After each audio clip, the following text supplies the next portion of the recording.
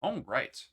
If you're watching this, that means it's probably AP exam week or pretty close to it, and we're looking for some ways to boost our AP Physics exam score. And realistically, you're not going to do a whole lot this week to boost your score based on attaining more physics knowledge, but what we absolutely can do is talk about good test taking tips to get some extra points. Because the AP Physics exam is definitely not about getting all the points, but it's about getting enough to get to that threshold that you want. So, we're just going to look at some test taking strategies, especially for the 2025 tests, that will help you get to that goal score, whatever that is. So, first, we're going to review the multiple choice format. So, this is new this year.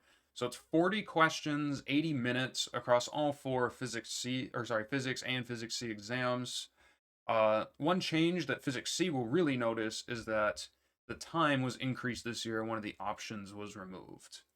But all four exams, they're approximately giving you 2 minutes per question.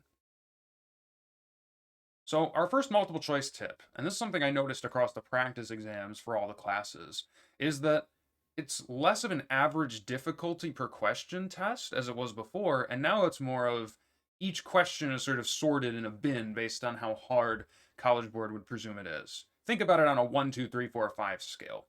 So, what you should do as soon as you read a question is you should attempt to diagnose its difficulty. Is this a question that will take me a while?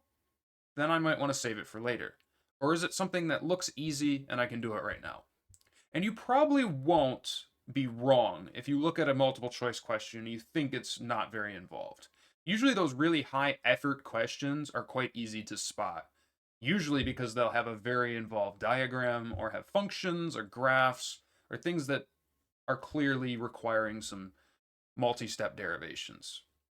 And that goes into my main multiple choice tip, and that's sort of our game plan on how we should attack the multiple choice. And it's not going to be a work cover to cover in order on everything sort of thing. What I recommend doing is on your first pass through the content, read each question. And after reading a question, decide is this something that I think I can do right now? Or is it something that I don't think I can do right now and should probably pull towards later? And with all the issues of digital testing, this is one of the better things, is the ability to bookmark a question for later. So that's why we'd utilize this feature in Blue Book to flag for review. So we should just work through each question and sort of read it, and if we can do it, go ahead. And if we can't, just mark it, no problem. We just kind of want to read the whole exam and take an inventory before we start tackling those unique and more novel problems. And even if you know how to do it, maybe save the computation ones for the second round, because that can just take a lot of time. So, one of our most powerful skills on multiple choice is the ability to eliminate answers. So, of course, if you know how to do it, that's great. You'll get the answer. But if you're stuck and are trying to eliminate some options, which you also can do in Blue Book, you can strike through some of the answers that you want to eliminate, is look at what we call functional dependence. So that means like how does changing one variable affect the expression? So maybe for example, you have a charged particle that's getting attracted to a plate, and you want to derive some expression for its final speed. Well, you know that sort of the more time that goes on, the faster it should go. So you can eliminate the answers that have the particle get slower over time, for example. And also, you could look at what happens if you plug in really, really big values or really, really small values and see if your expressions work out and which ones of the multiple choice actually work there. This also is a good technique for those ratio/proportion questions that basically ask you, I have this sort of kinetic energy or this force, what happens to it if I double blank? And your intuition, as long as you're only changing one thing, can usually clue you in on if it's going to increase or decrease the entire quantity of interest. So usually you can use that to eliminate some of the choices because you'll have like two ratios below one and and two ratios above, and they'll get rid of that middle option from going from 5 choices to 4 usually. Although there are quite a few tricky ratio questions where they'll change multiple things and it ends up unchanged. But I'm thinking the classic like 1/4, 1/2, 2, and 4 is your multiple choice options there. Another common thing you'll see is be on the lookout on your multiple choice for your exam on what I call the one-off questions. And these are questions that are consistently tested exactly once in exam. And they show up all the time, every year, sort of exactly once. The poster child for this one, and I put it in the mechanics and AP1 category, but I see it all the time in E&M, and people still get it wrong, is Newton's third law, right? Middle school version of it, for every action, there's an equal and opposite reaction. But if you ever have two objects interacting, the forces exerted on each object by the other are equal and opposite. So mechanics likes to do things of different masses. E&M likes to look at charges of different magnitudes. So like what charge is more attracted to the other. Uh, Same thing with wires. Like they have wires with different currents and ask to compare the forces. Or a proton near a wire. And in all case, equal and opposite, equal and opposite, equal and opposite. So Newton's third law is tested a lot. Also, like some signs of work done. So thinking about that in terms of bar charts. Mechanics also likes comparing rotational inertias, like racing a hoop and a cylinder down an incline. They also love the orbit question of like the ratio of speeds at aphelion versus perihelion, where you have to conserve L. Like if you're twice as far away, your speed would be halved. Things like that. Some other things for E&M or AP2. APC has this idea of electric flux. They love to ask about what happens to the flux through a surface if you double its size, or if you move a charge around. And you have to use the fact that the flux only depends on what's inside the little box. Additionally, they ask about E and V inside conductors a lot. So like E has to be zero in a conductor because charges aren't moving around in an electrostatic situation. So the charges must arrange themselves so there's no field. But that doesn't mean the potential's zero. There's just no change in potential. Additionally, they like to draw equipotentials, so knowing that positives sort of create hills, negatives create valleys, meaning the electric field points down the slope of the terrain. They like that idea. Positives go downhill, negatives accelerate uphill. Also, classic right-hand rule, that's usually at least a question.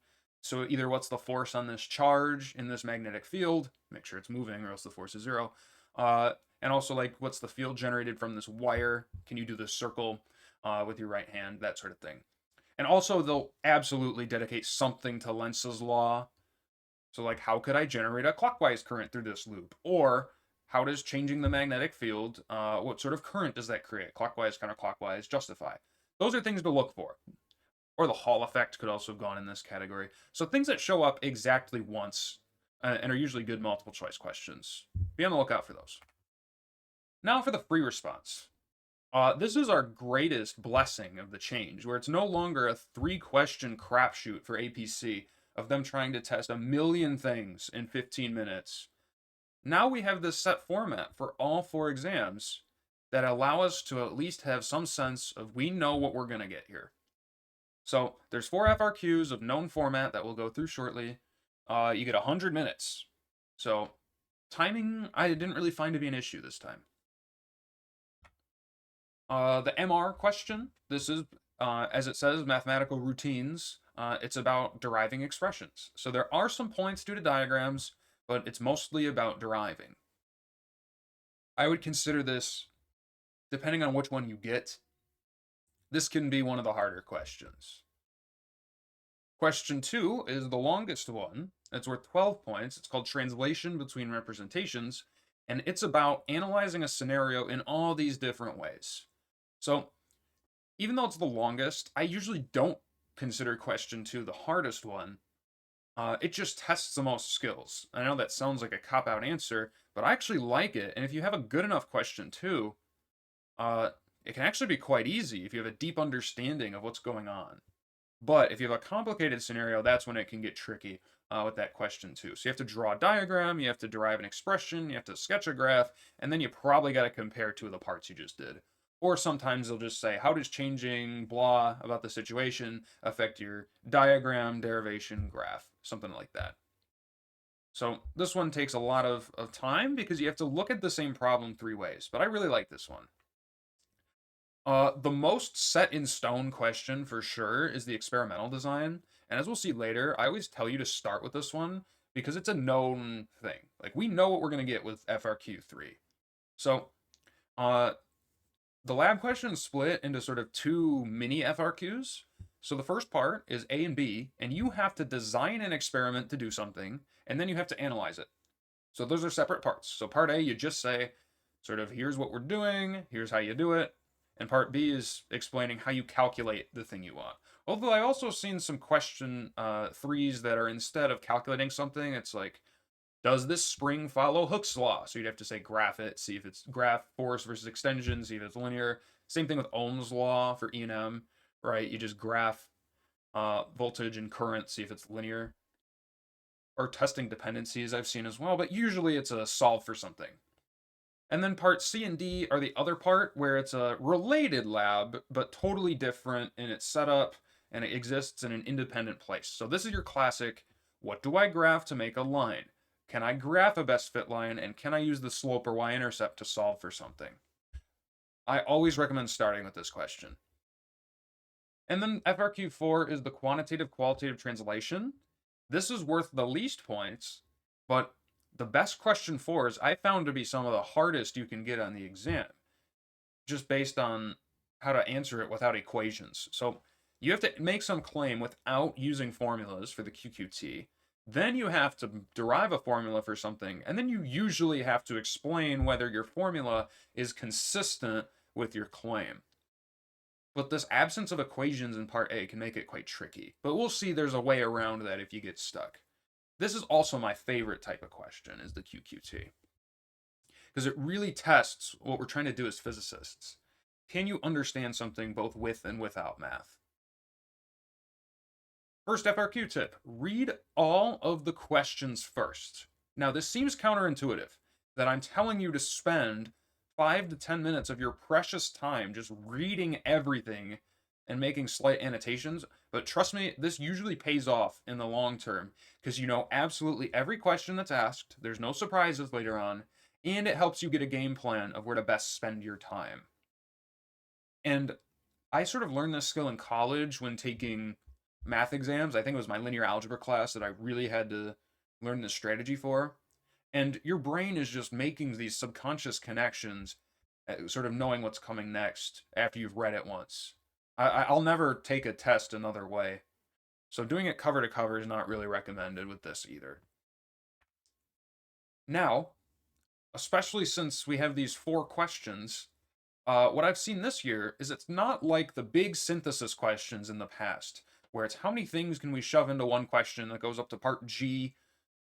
It's none of that anymore. It's actually, can we test sort of the 4 quarters of the course separately and give you a really interesting and new scenario with each of those. So if you can identify what question belongs to what quarter of your course, you're able to at least get a start, because the problem is almost certainly new and something you haven't seen before. So knowing what topic it is really helps. So in terms of topics, based on all the practice exam data we have, it seems like we can predict for AP1, they like to split it usually into forces, conservation laws, rotation, and fluids. AP2 likes electricity, magnetism, thermo, and modern physics. Mechanics likes forces, energy, momentum, and rotation. And E&M likes electrostatics, circuits, magnetism, and induction. And we don't know how these topics are going to be split up. So they could decide that maybe they want a magnetism question 1 and an electrostatics question 2 on the E&M test. Again, they could pick any of these. They just know that one of these are going to each of the 4 questions. So if you can identify which one is related to what on your test, it gives you a big advantage in understanding what the whole question's about and what equations are going to be helpful. And you can usually tell just by the diagram, because yes, it's not going to be something you've seen before, but it probably looks similar to at least something. And some of them are, well, it's very hard to misidentify a circuits question or fluids question, but figuring out, is it momentum, is it energy, that takes a minute sometimes. And here's our last tip before diving into the specific question types. These problems are weird. If you've seen some of the practice exams, there's some weird scenarios on there, and that's the point. Physics is about problem solving and how you approach new things. And I know they're weird and strange, because even I haven't heard of them, and I wrote a whole freaking book on AP Physics C. So if I haven't understood the situation before, chances are you haven't seen it either. But when I open the test, and I see a situation, and I myself, as the teacher, I go, oh, WTF is this? I sit down, I read it for a few minutes, and I'm like, oh, okay, I see what's going on here because I know physics. So you're not supposed to be a walking memory bank of everything. You're supposed to know principles. So that's why knowing the topic helps here. Because you're going to have a weird diagram. Maybe there's a weird angle. Maybe the pulley's in a place it's not usually at. Maybe there's a second battery in your circuit. But it's okay. You just need to read it, relax, and figure out what topic it is so you at least have a starting point. Same thing, if there's something weird and you know you messed up, just continue working out your solution. There is tons of partial credit to be had. It's way more generous than the old tests. You can get points. Usually the correct answer is only one of them. So if you're doing good physics along the way with your wrong answer, you'll get most of the points. And that's what this test is about. It's not getting all the points, it's how many can we get. So here's sort of our game plan. This is what I would recommend, and I find this to give lots of success. Read all parts of all 4 questions first. And as you go through each of the 4, write on the top, what question is this? We know it's going to go in the order MR, TBR, lab, QQT, but what I'm talking about is the topic. Is it rotation, momentum, energy, forces? So write down that order of your questions, or is it deflux dt, magnetism, circuits, electrostatics? So you got to go through and think about that. I always recommend doing question 3 first, because as we'll see in our deep dive here in a second, it's the most fixed in its format. You know what you're getting with 3 for sure, and even if you're not the most confident in what question 3 is about, there are lots of points to be had there. And then I'd say it doesn't really matter what order you do it in, probably just go for the order of your own comfort. So here's the suggested timing, and I took the 10-minute reading period into account. So 10 minutes reading, then 30 minutes for question 3, which seems like a lot for one question, but realize that's the plotting points question, and you underestimate how long it takes to scale a graph, plot points, use a ruler, run the Desmos regression. So that might be an overestimate, but just keep that in mind. And then you got 20 minutes for Q1, 25 for Q2, and 15 for Q4. And you see that that does add to 10 plus 30 is 40, plus 20 is 60, and plus another 40 is 100. So that's a way to split the time. And remember that in the past, the timing was a lot more brutal than this. You will have time if you use it wisely. So that's why reading this just really helps, because you know exactly what will need more and less time. So first, we're just going to go through each question now. So questions 1 and 2 involve drawing a diagram. So if you're drawing a diagram, there's usually a couple types. So for free body diagrams, make sure to draw the real forces. It's often that the thing that's causing your acceleration isn't actually the full force. So think like down an incline. It's not mg causing you to go down the incline, it's mg sine theta. Don't draw components anywhere on the free body diagram. And make sure that all your vectors are drawn on the dot and pointing away from the dot. Do not do tip to tail. If you have a grid, they gave you a grid for a reason. Meaning, you got to show forces that balance, or if it's on 2 objects or 2 different times, show what force is bigger. If you have a more massive object, it should have a bigger mg force, things like that. They would not give you a grid for no reason. They don't grade on length if it's not a grid. Bar charts are very popular now. I really like them. Bar charts are usually about showing conservation. Most of these bar chart questions are about conservation laws. So you get 3 points for these if they're on the TBR, and usually you get a point for showing some sort of conservation law. So, for example, if it's a kinetic and potential bar chart, you'd get a point for showing the energy summing to a constant. Same thing with a momentum bar chart. Does the momentum lost by cart A get gained by cart B, showing momentum's conserved, for example? And then for E&M, they really like this also in terms of electric potential. So be on the lookout for the absolute potential versus potential drops. So this is, do you understand Kirchhoff's loop rule? Do you know that things in parallel should drop the same volts? Do you know that going around the full loop should drop the battery voltage? Things like that. Additionally, you could draw field vectors. So electric field lines, remember they point away from positives and towards negatives, because negatives suck all of the positivity out of the room. And if you got a conductor, you better write E equals 0. For magnetic field lines, we know that it forms circles around a wire via the right hand rule. So again, you just circulate your right hand and make sure your thumb points in the direction of the current. And also magnetic field lines go along the solenoid axis before closing back in on themselves. And B would be equal to 0 if you don't really have any enclosed current. So maybe equal and opposite currents in a coaxial cable, but don't get it mixed up with the conductor.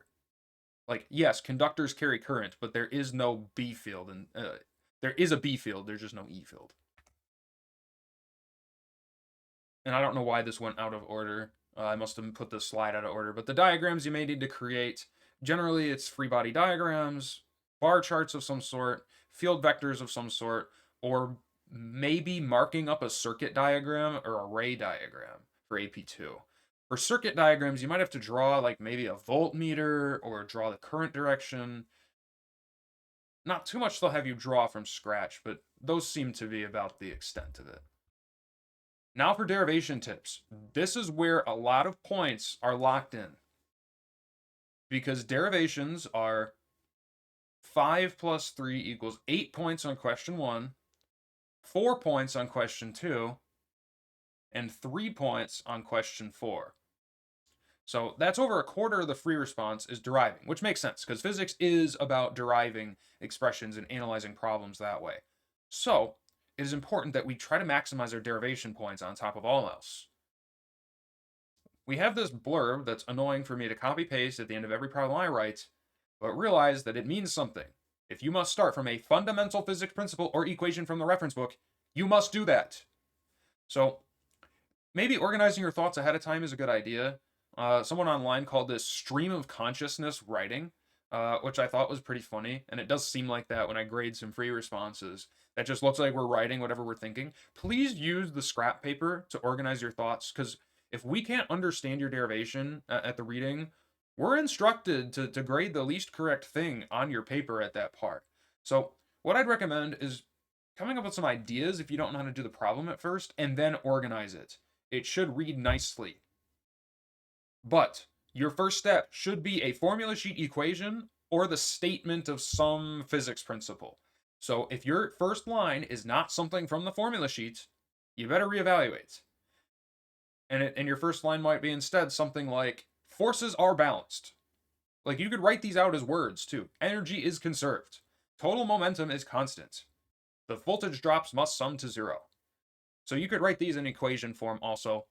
But yes, a lot of people actually lose the first derivation point for skipping too far ahead. So make sure to do that. Make sure to actually write down the physics principle, because it is the easiest point to get. And if the problem says starting from blank, you better actually write that blank. Starting from Newton's second law, please write Newton's second law. Starting from Kirchhoff's voltage rule, please write Kirchhoff's voltage rule. Starting from Ampere's law, please write Ampere's law. Please actually write the formula it says. I know it sounds silly, but man, the stuff we see. Physics is just as much of a reading game as it is a math game. We already covered this. Make sure your work is organized. Please draft a solution, or at least write it somewhere and just box in the actual correct one. You can cross things off. Please write legibly. Yeah, we've talked about this. So when writing a solution, show all major steps. It should go sort of do one new thing every line. A derivation is about being multiple steps. So even if you know it's an energy conservation problem but know nothing else, please attempt a second line so you can earn the point for it being a multi-step derivation. A correct final answer is usually only one of the points. So just commit to solving your derivation all the way through. If you're doing correct physics along the way, you will earn points. Messing up at the start does not lock you out of nearly any of the other points. And also, it will tell you what variables are allowed in the final expression. Make sure that you actually obey that rule. So don't be using any forbidden variables in there. The one exception is maybe time. Like, they won't tell you time is allowed, but if they gave you a function that varies with time, it's implied. All right, also on the TBR is the graph sketching tips. So this is about plotting a qualitative graph. So usually there's not even a grid lines. So this is how I approach graphs in AP Physics. Go in order, sort of with these steps. Where should my graph start? So these graphs are almost certainly weird ones that you haven't seen before. Like, for example, there was a progress check in E&M that had you graph the path integral of b.dl. And I've never once in my life graphed that. So, how you should always approach these graph questions, especially if it's something weird, is realize I am not supposed to know what this graph looks like. Right? We're not having a graph flashcard quiz before the test. You're supposed to be seeing this for the first time. So, going through, I would ask myself first, where should my graph start? And I usually am not using equations for this, I'm just thinking about it. So, let's say it's a velocity time graph. Do I start with speed? Do I start with a positive speed? Do I start with a negative speed? Should it be 0? And I can usually figure that out from the context of the problem. Then figure out where should the graph end. Does it keep increasing? Why would that make sense from a physics perspective? Does it decrease? Does it approach one of the axes? Does it asymptote somewhere else, like the circuit graphs typically do? And then you only after knowing your sort of start behavior and end behavior should you try to connect it. And that's when you have to think about functional dependencies more. Then you're checking for consistency question. This is asked both on the TBR and the QQT. And generally, you're asked to compare either your derivation with one of your quantities, or more commonly, your graph and your picture. So the one that's combined a lot is like force and some sort of graph, because force has a lot of relationships. F is ma, so force would be related to the slope of a VT graph, or the concavity of a position graph. So think about not just your graph, because it might not just be as simple as looking if your graph goes up or down. It might be looking at what the slope of your graph is, and especially where the slopes might be 0, or it could also be looking at the area of your graph. So thinking about how all of those relate to the thing that you drew a diagram for. So the best way of doing this is seeing my diagram was about blank. So write the variable there. It was about F, it was about P, it was about delta V. Then figure out what your graph was about. VT, it was XT, momentum time, current time, something like that. And then think, what is the relationship between those two variables I just said? Is it a 1-for-1? Like, is it a proportional relationship? Is it a slope relationship? Is it an area relationship? Figure out that, and that helps you nail the consistency question. And also think about bar charts and conservation laws in there too, and how that might be reflected in a graph. If we live in a great world where you're at 10 out of 10 up to this point, then you're obviously going to be consistent, because physics is consistent. But if it's not, I would not instantly say not consistent, even though you get full credit for saying not consistent and why. If it is not consistent, I would try to find where your error is. If you have time, you can hunt for why it's not consistent, but at the end of the day, if you know something is wrong between parts A, B, and C, you can say it's not consistent and here's why, and you are not locked out of the part D points. You'll just lose whatever point you missed in A, B, or C that made it not consistent. It is in your best interest to be honest. Don't just blindly say they're consistent. Now for your justification. To justify a claim, make sure that you are adding physics to your explanation. So usually it's a two-parter, like 2 points. So it's a point for the claim, a point for the justification. So a common sentence stem would be something like, if blank increases, then blank happens. I'm not just stopping there. I'm going to say because, and then something physics related. Citing some physics law or physics principle. If you're able to use equations, numerators and denominators are great for this. Y increases when x increases because x is in the numerator. Y decreases when x increases because there's a 1 over x squared in the problem. So there's x squared in the denominator. Do not write paragraphs anywhere, please.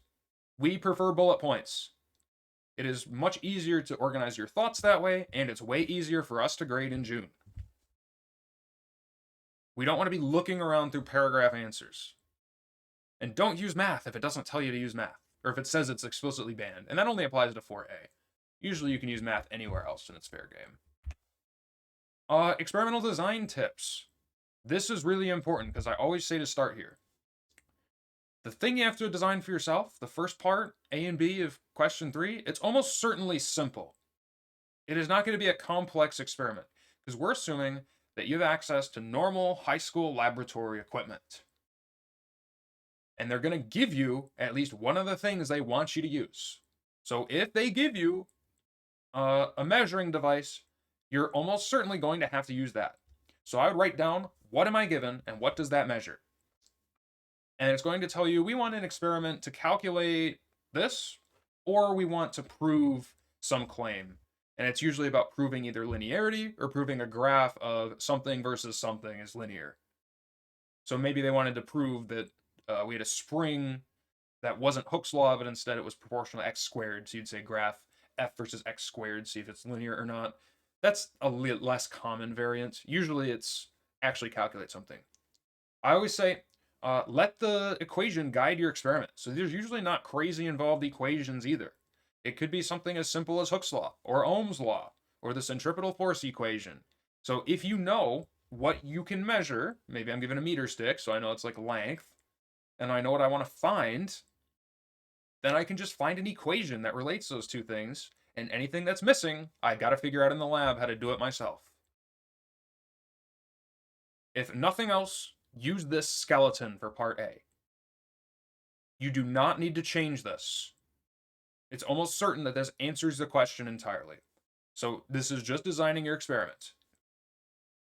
And it's almost certain what one of the things is that you have to measure already, and then you have to figure out what else you probably want for yourself. So I would say measure first variable using first measuring device.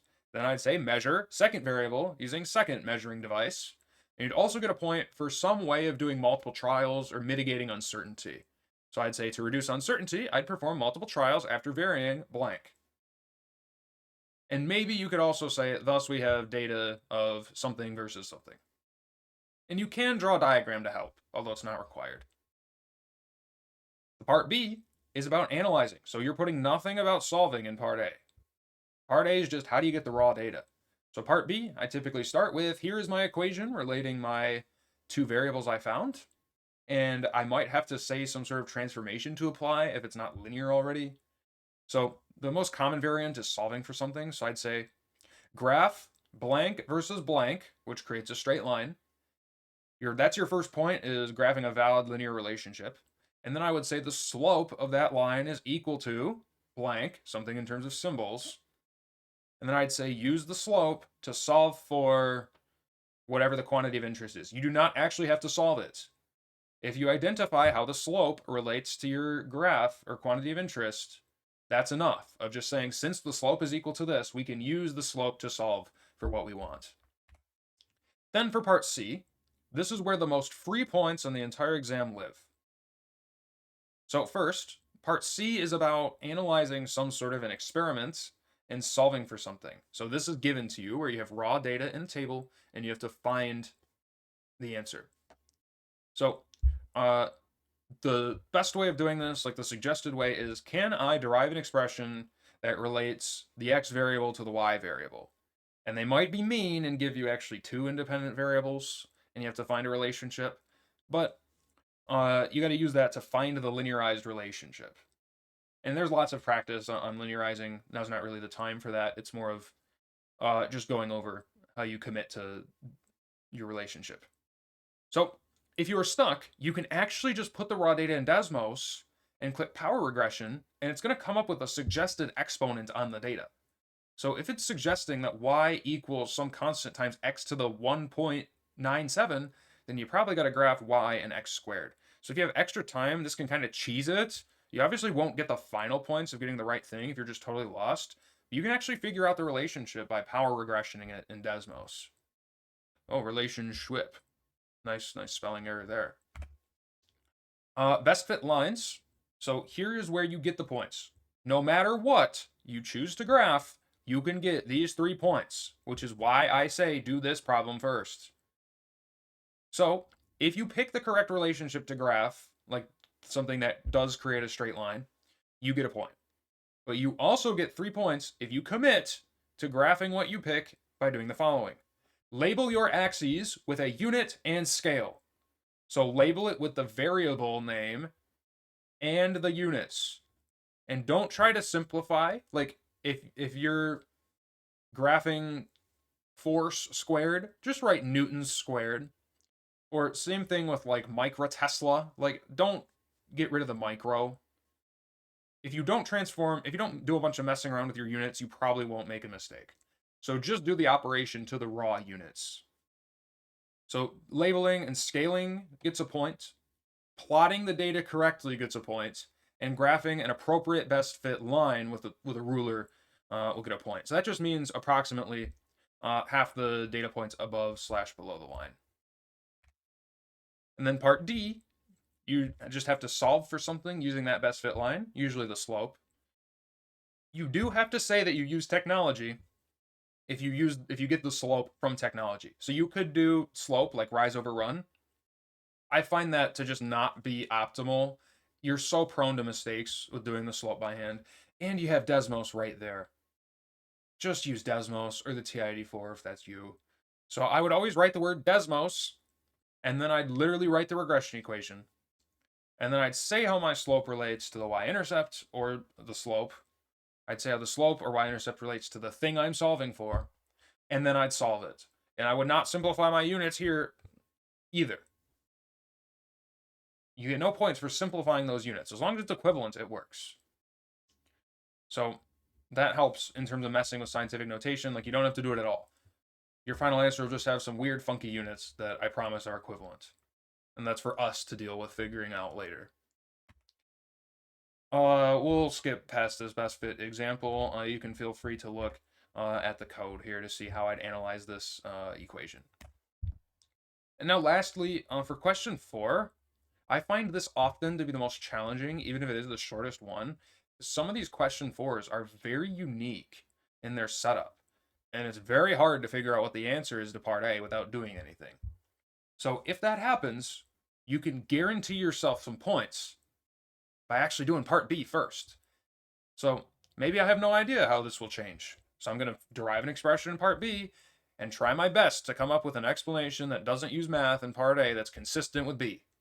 And since I didn't tell the graders this, but since I used B to inform how I answered A, I am guaranteed the two parts are consistent. So at minimum, I should be getting at least a 3 or 4 out of 8 for free. So I guess if you got at least the starting point of your derivation correct, you should be minimum getting 3 out of 8 on this. So if you could pick up 2 points somewhere, that's on track for a 5.